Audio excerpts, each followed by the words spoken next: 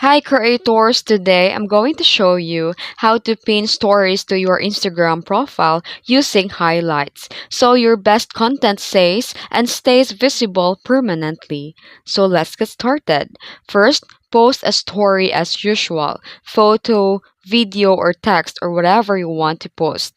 Then, once it's live, go to your profile and tap the plus icon under your bio, labeled new or highlight. Then select the story or stories you want to pin. Then tap Next. Then name your highlight like tips, travel, or facts, and more. Then choose a cover photo or use one from the story, then tap Add. It will now appear as a circle on your profile and it stays there unless you remove it. And that's how you pin stories to your profile using highlights. If this video helped you, be sure to like and subscribe and hit that bell icon for more quick Instagram tutorials.